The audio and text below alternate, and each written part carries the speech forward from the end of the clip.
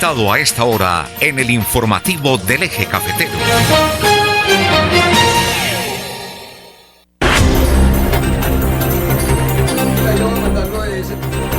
8:18. Nuestro invitado Albeiro Cárdenas López. Él es licenciado en Educación de la Universidad de Caldas, abogado de la Universidad Libre de Pereira, especializado en movilidad y transporte de la Universidad Libre, además técnico laboral en seguridad vial, instructor del SENA, secretario de Movilidad y Transporte de Dos Quebradas, empresario y actual gerente de rutas del Risaralda, que ya cumplió sus 32 años en Dos Quebradas, doctor Germán. Sí, le damos los muy buenos días, licenciado Albeiro Cárdenas, propietario de la empresa Rutas del Risaralda. Lo hemos querido invitar, doctor Albeiro, porque ha habido en los días pasados una noticia nacional en los medios a nivel nacional, y es la corrupción que parece se está dando en la expedición de licencias de conducción, pero también en el tema de la capacitación de los infractores cuando ellos pueden asistir a un curso y se les condona, digamos, a veces la totalidad o en otros casos el 50%. Y comencemos por ahí. ¿Qué es lo que está pasando? ¿Qué es lo que se está denunciando? ¿Qué es lo que están dejando de hacer las escuelas de enseñanza que también son aptas para realizar estos cursos? Bueno, Germán, buenos días a usted, a Carlos, a todo el equipo de esta gran emisora, a toda la audiencia. Y realmente el tema que se plantea por parte de la superintendencia en el tema de infractores corresponde a los centros integrales de atención, que son unos CIA, así se denominan como organismos de apoyo a las autoridades de tránsito, CIA, Centro Integral de Atención, donde efectivamente cuando a una persona le hacen o le comete una infracción y le expiden un comparendo, esa persona tiene a partir de ese momento 5 días para ir hasta un CIA y estar 2 horas de capacitación, y tiene derecho a que se le descuente el 50% de esa infracción. Si esa persona va entre al día siguiente de la infracción hasta el día 20, tiene derecho a que se le descuente el 25%. Lo que quiere decir que lo que pretendió siempre el legislador con el Código Nacional de Tránsito y lo que pretende el Ministerio del Transporte y la Superintendencia es que el infractor tenga unos momentos y tenga una posibilidad de recomponer su comportamiento en las vías y obviamente reflexionar dentro de esas 2 horas en ese centro integral de atención de por qué no debe conducir en esa forma y por qué no debe seguir respetando las normas de tránsito. Lo que corresponde entonces es que esa capacitación tiene unos protocolos que debe establecerse también por ese Centro Integral de Atención que tiene reconocimiento del Ministerio del Transporte. ¿Cuáles son? Esa persona, después de que llega al Centro Integral de Atención, debe someterse a un registro que tiene conexión con el RUN, tiene que identificarse con su parte biométrica y tiene que pasar al aula de clase a presentar o a capacitarse 2 horas con un capacitador, perdone la redundancia, pero ese capacitador es el que está encargado de hacer una reflexión y una reinducción de cómo es que se debe conducir en Colombia. Muchas veces, y por eso es las denuncias que se están haciendo, Germán, es que no se están dando esas capacitaciones, es decir, ese infractor por alguna razón no se queda las 2 horas de ley que tiene que estar dentro de ese centro integral de atención. Ese centro integral de atención lo que hace es registrarlo con su huella y seguramente posterior a las 2 horas ese infractor vuelve y coloca la huella. Es decir, no se está recibiendo esa reinducción, esa recapacitación, y ahí donde el Ministerio y la Superintendencia están cuestionando a muchos centros integrales de atención que existen en Colombia. Eso es algo que ha venido aumentando en todas las ciudades del país, porque realmente es una posibilidad también para el infractor de ahorrarse el 50% de la multa o el 25%. Un ejemplo, si una multa vale 30 salarios mínimos, que está por el orden casi de 1.300.000 pesos. Generalmente una multa de esas es cuando se va conduciendo en estado de alicoramiento. Bueno, estado de alicoramiento es mucho más alta. Sí, mucho más alta. Digamos aquí, el pasar un semáforo en rojo, en obstaculizar la vía. ¿Pero da 30 salarios mínimos? No, esa da 15 salarios mínimos. Las de 30 salarios son faltas mucho más graves que se cometen en la conducción y obviamente... ¿Cómo cuáles, por ejemplo? Como por ejemplo ir conduciendo sin licencia de conducción. También le da una inmovilización movilización de ese vehículo, mientras que esa persona puede demostrar que sí tiene licencia de conducción, o no tener una revisión técnico-mecánica, o no tener el seguro obligatorio. Hay momentos en el país que el conductor es muy dado a que no hace revisión preoperacional de su vehículo y obviamente termina saliendo de su casa sin saber si sus seguros y revisiones están vigentes. Entonces, cuando esa persona tiene esa infracción y esa multa de 30 salarios o de 15, pero asiste a la capacitación, pues termina pagando solamente la mitad de esa sanción. Entonces, lo que se permite o lo que se pretende mejor es que ese infractor tenga una reeducación, una reflexión de por qué debe respetar las normas y termine también ahorrando en la parte de dinero. Pero también es bien importante, Germán, de lo que se habla sobre el tema de los centros de enseñanza de automovilismo. Efectivamente, también tenemos una función que es capacitar conductores en todas las categorías, desde la moto más pequeña hasta la tractomula más grande, recategorizar licencias de conducción. Y ahí donde hay otro proceso que es bien delicado y que ha venido haciendo carrera en Colombia, que es el tema, digamos, del fraude, de ese tema de obtener la licencia de conducción sin cumplir con los protocolos. Por ejemplo, tener una licencia de conducción para categoría B1, que es vehículos particulares, pues requiere una capacitación teórica, práctica y de taller, y requiere presentar unos exámenes médicos y requiere obviamente asistir. ¿Hoy cuánto le está valiendo a una persona sacar una licencia de conducción, incluido el curso? Sí, sumamos los que son el curso de conducción, el examen médico, los derechos de licencia. ¿Los exámenes se hacen donde? ¿En los centros de reconocimiento? No, el examen se hace en un centro de reconocimiento de conductores, efectivamente, sí. Ahí se hace el examen médico. Y todo eso está costando hoy en promedio 1.450.000 pesos. Hoy alguien quiere sacar su licencia de conducción, va a Rutas de Risaralda y hace todos estos procesos, hace el curso, los exámenes médicos, la licencia, le vale eso, 1.450.000. 1.450.000, pero si lo hace de contado, si paga de contado, porque ahí es un pago que se hace en 3 cuotas, pero si lo hace de contado tiene un descuento del 8% sobre ese valor. Pero si es muy amigo del gerente, le vale un poquito menos. Y si de pronto estamos ahí que es de buen genio, entonces le hacemos un obsequio al gerente de la emisora. Bueno, ya tengo mi licencia de conducción y hace mucho tiempo. Esas licencias se están renovando cada 10 años, ¿cierto? Sí, cada 10 años para particulares hasta que tenga 60 años. Después de ahí, bájale a 5 años. Y para públicos, cada 3 años hasta los 60 años. Después de ahí, cada año hay que seguir refrendando la licencia. Después de los 60 años, servicio público. Ya va uno a renovar la licencia y se la dan por 5 años. Por 5 años. Y para público, por 1 año. ¿Y eso de los 5 años es como quien dice que no va a durar más o qué? ¿O ya no es apto para conducir? No, lo que pasa es que de pronto ahí ya se limita sí, ya a que no esa hay persona... tema ya de visión. Que esa persona vaya mucho más seguido a que le practiquen el examen médico. Depende mucho de los exámenes médicos. Correcto, claro. Una persona de 85 años puede estar en plenitud de sus facultades y puede tener su licencia de conducción. Puede conducir bien. Pero obviamente lo hace mucho más para carro particular. Ya digamos a esa edad, al servicio público, no es mucho más exigente el examen y no va a llegar a hacerlo. ¿Hasta cuándo una persona puede manejar servicio público? Hasta que el médico y los exámenes demuestren que lo consideren. Así después tenga 70, 80 años. Es correcto, así. No hay ninguna posibilidad legal que le diga que no puede tener licencia, no, mientras que Doctor el examen Albeiro, volvamos al tema ese que es motivo del escándalo a nivel nacional. La conclusión es que quien vaya a gozar de ese 50% del infractor para no pagar el otro 50%, o a veces creo que si se presentan las 72 horas pues no tiene que pagar nada y se hace el curso.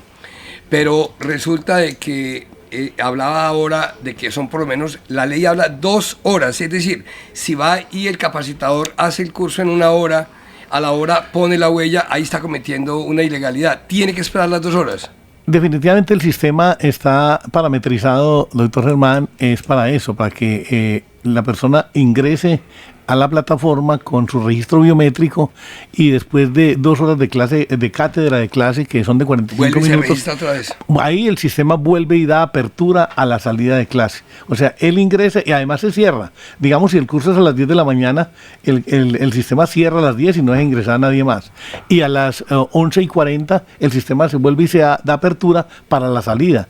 Y obviamente es algo que está bien fundamentado en el Se pueden llegar a dar casos en que la persona va, se registra, no está en el curso, se va y hace la vuelta y a las 2 horas viene y se registra otra vez, ahí quedó legalizado. Desde luego, hermano, se dan esos casos. Es irresponsable porque no participó del curso. Definitivamente. Pero en algunas escuelas pasa eso. Digamos, no, en las escuelas no, en los CIAS, en los Centros Integrales de Atención. Porque en los Centros Integrales de Atención, que es donde hacen Los estas cursos, capacitaciones? correcto, son dos cosas diferentes. El centro de enseñanza de automovilismo es el que Es una capacita, cosa, ¿cierto? y el centro integral de atención es el que Y el capacita. centro de reconocimiento es donde hacen los los exámenes exámenes médicos. y el centro de diagnóstico donde se hacen las revisiones técnico-mecánicas. Las revisiones tecnomecánicas. Correcto, esos son los organismos de apoyo existentes hoy en Colombia hacia las autoridades de tránsito. Son como los CI, Los CIA. los CIA. CIA unos, CEAs otros. que son, CDA, CIA es Centro de Integración, el CIA es Centro Integral de Atención. Centro Integral de Atención, Sí. que es donde van a hacer las Infractores. capacitaciones. Los CEA son los centros de enseñanza de automovilismo. Ok. Los CDA son los centros de diagnóstico automotor. Bueno, ahora digamos cuáles pueden ser las sanciones para estos centros integrales. ¿Cuál puede ser la sanción cuando se les descubra que están no cumpliendo con todos esos requisitos o esos protocolos? Bueno, nuestro juez natural para los organismos de apoyo es la Superintendencia de Puertos. Y la Superintendencia apertura una investigación y empieza obviamente todo el proceso de sustanciar esa investigación. Terminada, digamos, el aporte de pruebas, se hace todo un tema de un debido proceso y se puede terminar con la sanción y con el cierre de ese establecimiento o con la sanción temporal más una multa que se le entrega a ese centro de apoyo, ese organismo de apoyo al tránsito, no solamente a los CIA. Entonces, esa es la superintendencia la encargada, la competente para aperturar la investigación, para controlar y para sancionar a ese organismo de apoyo que no está cumpliendo a cabalidad los protocolos. Además de eso tiene repercusiones de tipo penal, porque hay de pronto una falsedad en suplantación de persona, hay una falsedad en la expedición de documento público, y eso quiere decir también que el riesgo es muy alto y por eso se han habido, hemos asistido a muchos escándalos a nivel nacional, no solamente en los centros integrales de atención, sino en todos los organismos de apoyo que existen en el país y que obviamente la superintendencia ha estado muy diligente con esas aperturas y esas sanciones a todos los que incumplimos de alguna forma esa norma. Ahora hablemos de los centros de diagnóstico, cuando a veces no hacen rigurosa esa revisión tecnomecánica para que los vehículos puedan transitar por las carreteras, en este caso de Colombia, normalmente, porque cuando se dan los accidentes siempre aflora que era que no tenía la revisión tecnomecánica o se la habían realizado, pero no bien hecha. ¿Cómo se controlan eso? ¿O ustedes como escuelas de enseñanza, en qué pueden participar para que esos centros de diagnóstico sí lo hagan de manera profesional y real? Usted decía ahora, Germán, cuando estábamos antes en la entrevista política con Marco, usted decía que cuando venía con el general Serrano en el avión, usted le decía que cada loro en su estaca. Yo creo que aquí cada uno tiene una función y tiene que cumplirla. Recordemos, hace un mes hubo un siniestro vial muy lamentable bajando de la línea a Calarcá, donde un grupo de estudiantes de una universidad del Quindío... Eso hace muy poco, sí. Sí, y hubo pues más de 15 o 20 fallecidos, no me acuerdo realmente el número. Y ahí lo que se arranca siempre esa investigación es cómo está la parte documental de ese vehículo. Y en la parte documental se establece entonces cuándo fue la última revisión técnico-mecánica y obviamente en qué centro de diagnóstico automotor se hizo la revisión técnico-mecánica. Ahí empieza como todo el proceso de investigación. ¿Por qué? Porque se tenía que demostrar o tiene que demostrarse que ese vehículo está en óptimas condiciones de funcionamiento mecánico y técnico para poder estar en las carreteras del país. Cuando ese centro de diagnóstico expide esa certificación de que ese vehículo fue revisado en tal fecha y que tiene que mandar las evidencias fotográficas de que ese vehículo pasó por ahí, evidencias realmente ciertas de que ese vehículo pasó por todos los 4 o 5 puntos que tiene el centro de diagnóstico, como es el tema de frenos, el tema de luces, todo lo que hay que revisarle en los acondicionamientos mecánicos que el vehículo tiene, pues ahí empieza entonces también a decirse si hubo una revisión oportuna o si el carro estaba en óptimas condiciones. Por eso hace como 4 o 5 años hubo otro siniestro vial, Germán, usted recuerda, bajando Bogotá-Melgar, y fue un vehículo internacional de turismo. Es correcto, y ahí hubo más de 30 fallecidos y ese vehículo no tenía revisión técnico-mecánica vigente. Entonces esa es la empresa de Milciades y Buitrago. Es correcto, entonces, sí, entonces en ese entonces no tenía revisión. Es común que no tuvieran la revisión y hay algo adicional que es bueno que también que se sepa para las empresas de transporte especial que prestan ese servicio. Los planes estratégicos de seguridad vial son por ley y tienen que establecerse en todas las empresas de transporte que tengan más de 10 conductores. pueden ser de la empresa o no de la empresa. Que también cuando hay un siniestro, ¿qué pasa? Que se revisa ese plan estratégico de seguridad vial, si a esos conductores le están dando capacitación periódica durante todo el año, mínimo tienen que ser 2 capacitaciones para ese conductor, para poder, digamos, ponerlo a reflexionar sobre la responsabilidad que tienen cuando conducen un vehículo de servicio público. También ese plan estratégico de seguridad vial se vuelve una prueba en caso de un siniestro vial, si la empresa está cumpliendo o no con esos protocolos de capacitación a su personal, que es muy importante. No es nada menor entregarle un bus de 1.000 millones de pesos a una persona para que vaya, un bus de 2 pisos ahora, para que vaya de Manizales, de Pereira a Medellín, y obviamente no sepamos si está bien para operar ese vehículo y en qué condiciones lo está haciendo. O sea que todas esas cosas que pretende y hace el Ministerio del Transporte, hace la Superintendencia, es para proteger la vida, y yo creo que lo hace muy bien, y todos tenemos que colaborar, porque el conductor es el primer responsable del vehículo cuando va con su familia en el carro particular, cuando va en el servicio público,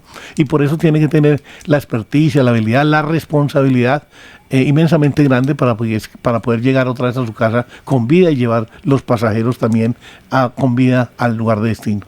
Bueno, ahora que se da este escándalo nacional con el tema de la corrupción en las licencias de conducción, en el tema de las capacitaciones a infractores, en estos de los del CDA, y también hay corrupción en el tema de los centros de reconocimiento, porque hay profesionales de la medicina que a veces es decir, se pasan por la faja o les dan dinero y acomodan los exámenes, mejor dicho.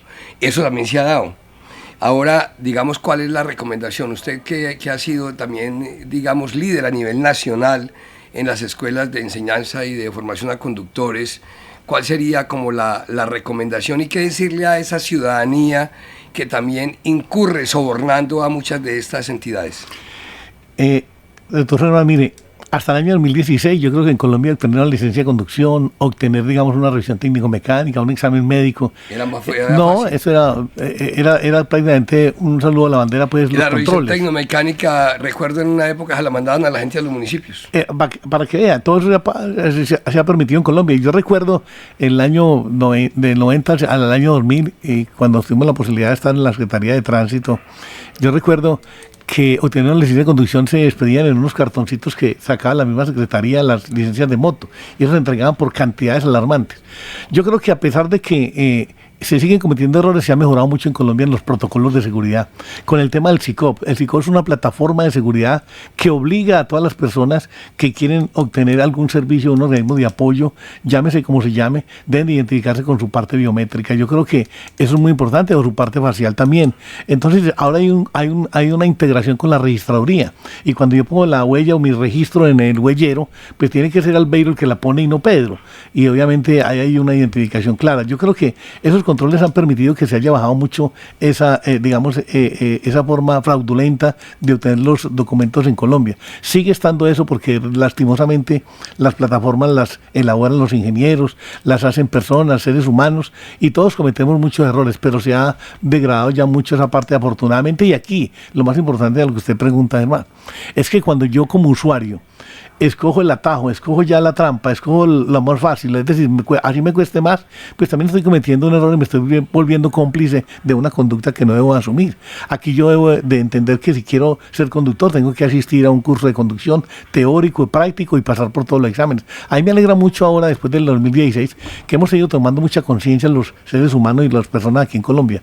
Las aulas de clase de las escuelas, y yo lo digo por la mía, lo digo porque conozco el tema, tenemos cursos mañana, tarde y noche, y obviamente para mí es una satisfacción ver el salón absolutamente lleno en las 3 jornadas. Permanentemente, eso ya ha venido aumentando, y eso a mí me parece que ya es una concientización de esa persona de aprender bien. Yo siempre les digo en la introducción que quien quiere ser médico tiene que ir a la universidad, quien quiere ser ingeniero tiene que ir a la universidad, quien quiere ser tecnólogo tiene que ir a estudiar la tecnología, y quien quiere ser conductor de un vehículo particular o público tiene que ir a un centro de enseñanza porque es el competente para capacitarlo. Pero más aún, Yo creo que ahora se necesita conductores mucho más profesionales por todo lo que es la tecnología y todo lo que es el avance en esos medios de transporte. Entonces yo digo que sí hemos mejorado mucho, se sigue insistiendo mucho en la trampa, pero yo creo que ya se ha bajado mucho y eso es muy bueno porque los colombianos hemos entendido que es mejor pagar bien, pagar legal, una campaña. ¿Cuál es el lema de Rutas de Risaralda? No, es un equipo profesional a su servicio, ese es nuestro lema, hermano. ¿Cuántas personas, cuántos funcionarios? Hoy tenemos, después de 32 años que cumplimos en el mes de marzo, tenemos 35 empleados y empezamos en el año 93 con 2 empleados, mi señora y yo. Con 2 empleados empezó Rutas de Risaralda, mi señora y yo. 35, y hoy tenemos 35. Uno por año. Una sede propia, es decir, tenemos, digamos, ya un bagaje, una experiencia, una satisfacción enorme en lo familiar, en lo personal, en lo profesional. Y yo creo que hoy estamos rankeados como la mejor escuela del eje cafetero y estamos entre los mejores 5 del país. Viene una reforma seguramente que ya está cursando en el Congreso de la República, que es los famosos CALE. El CALE es un centro de apoyo logístico de evaluación. ¿Qué va a pasar con eso? Y es muy bueno y es bueno que la gente lo entienda. Apenas entre ya en vigencia, que ya no era una firma de reglamentación del ministerio, esa persona que termina un curso de conducción en cualquier escuela del país, lo que tiene que hacer después de terminar el curso de conducción es ir a un CALE y presentar un examen teórico práctico. Ese CALE es como un examen ICFES que va a poder medir la calidad del conductor y de qué centro de enseñanza salió. Lo que quiere decir que la calidad de los centros de enseñanza también va a estar medida en esos resultados, digamos, de esos exámenes ICFES que van a presentar los conductores. Es muy bueno porque si yo me preocupo por tener una buena tecnología, un buen equipo humano en la escuela, pues van a tener buenos conductores y al final cuando se hagan esos exámenes, pues obviamente lo que yo voy a tener es buenos resultados y voy a tener mucho más usuarios buscando los servicios de Rutas de Risaralda. Doctor Albeiro Cárdenas López, propietario de Rutas de Risaralda, gracias por estar con nosotros una vez más e ilustrarnos sobre esto que está pasando en toda Colombia con la corrupción en la expedición de licencias de conducción,